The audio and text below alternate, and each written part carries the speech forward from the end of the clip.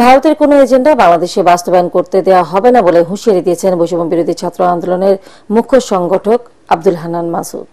তিনি বলেন, জুলাই বিপ্লবে ছাত্র জনতা ঐক্যবদ্ধ থাকায় শেখ হাসিনা সরকারকেও ভারত টিকিয়ে রাখতে পারেনি। জাতীয় ছাত্র সংহতির সপ্তাহে ঢাকা সিটি কলেজের শিক্ষার্থীদের সাথে মতবিনিময়ে সমন্বয়করা বলেন, ফ্যাসিবাদের দোসরদের ফাঁদে পা না দিয়ে ছাত্র ঐক্য অটুট রাখলে তাদের সব ষড়যন্ত্র বারবার ব্যর্থ হবে। আদিন সচিবের রিপোর্ট। দাবির নামে দেশি বিদেশি নানা ষড়যন্ত্রের কথা বলছেন রাজনীতিবিদ এবং বিশ্লেষকরা।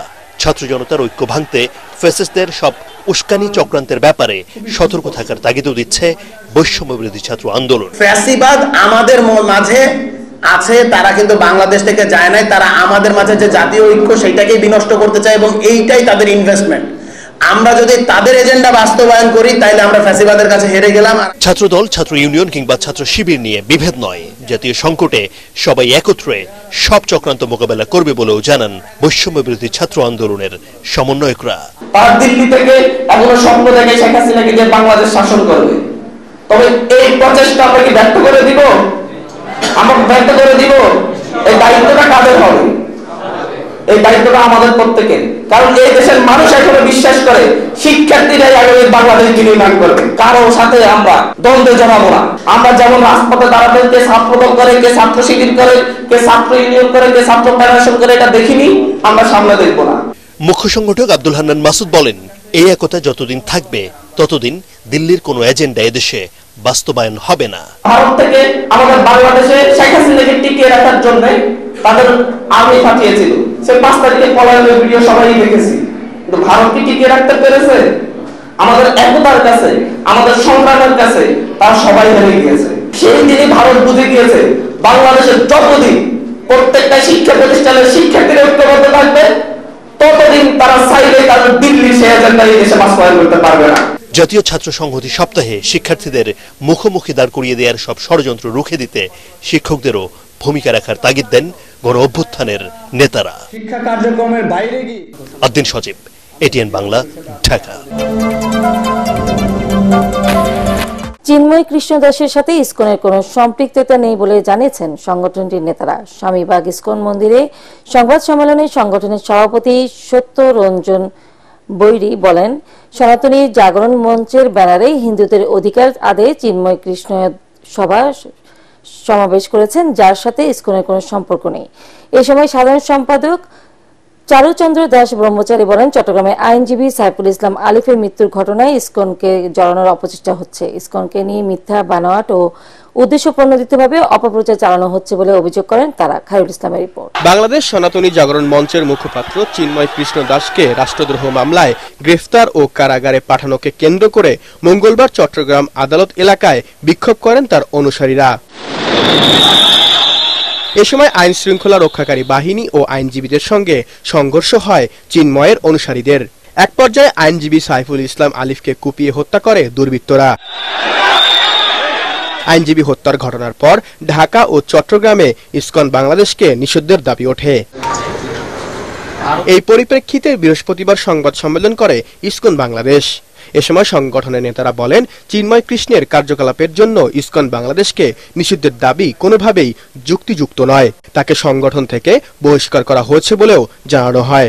অভিযোগ তদন্ত করার জন্য আমরা তাকে 3 মাস সময় দিয়েছিলাম। 3 মাস তিনি ওই পুণ্ডরী ধামে ওই মন্দিরে থাকতে পারবেন না, অন্য জায়গা অন্য আমাদের মন্দিরে অবস্থান করবেন, কারণ আমাদের এই তদন্তের সিস্টেমটা এরকম।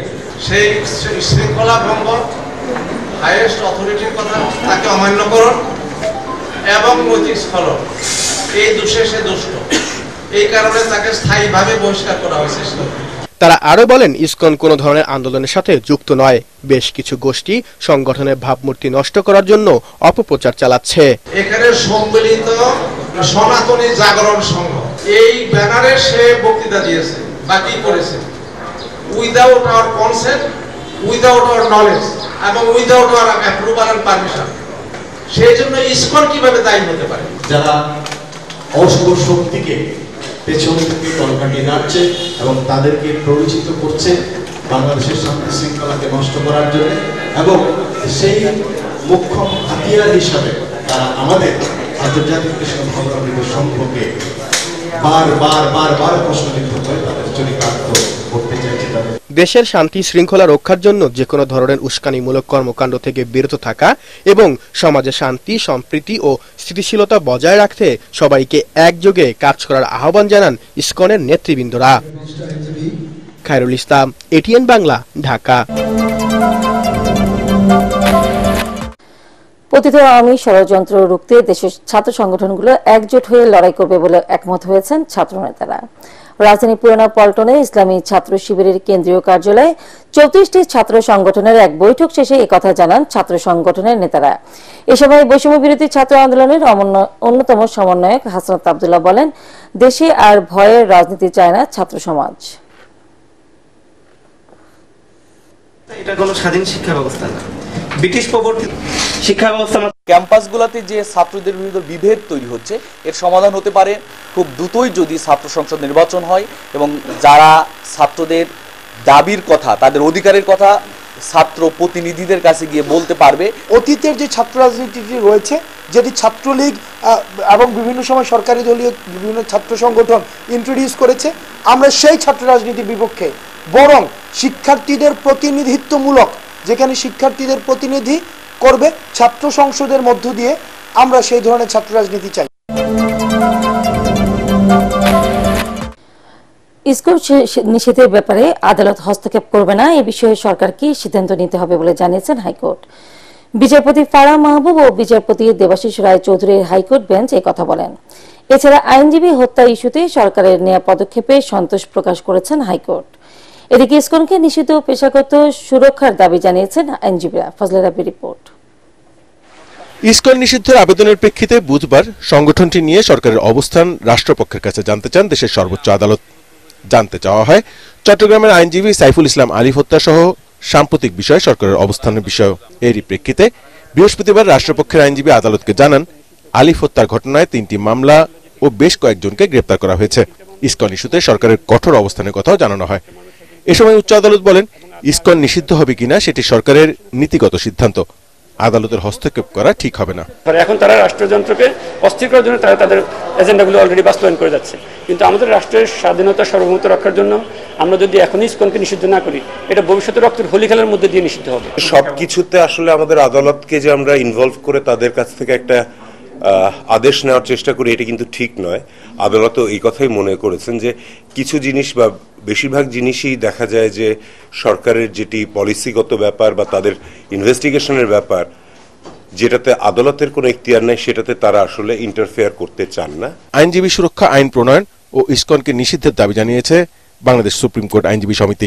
ইসকন যে শুধুমাত্র উগ্রবাদী কাজ করছে তা না, ইসকনকেও ব্যবহার করে দেখা যাচ্ছে যে দোসর যারা আছে, ফ্যাসিস্ট যারা আছে, তারাও কিন্তু এটার সাথে যুক্ত হয়ে ইসকনের নাম ব্যবহার করে, ইসকন এবং ইসকনের সাথে একসাথে নাম ব্যবহার করে তারা কিন্তু এই ধরনের কর্মকাণ্ড চালাচ্ছে। এদিকে আইনজীবী সাইফুল ইসলাম আলিফ হত্যার বিচারের দাবিতে হাইকোর্ট প্রাঙ্গণে মানববন্ধন করেছে বাংলাদেশ আইনজীবী অধিকার পরিষদ। তারাও ইসকনকে নিষিদ্ধের দাবি তোলেন। ফজলে রাব্বি, এটিএন বাংলা, ঢাকা।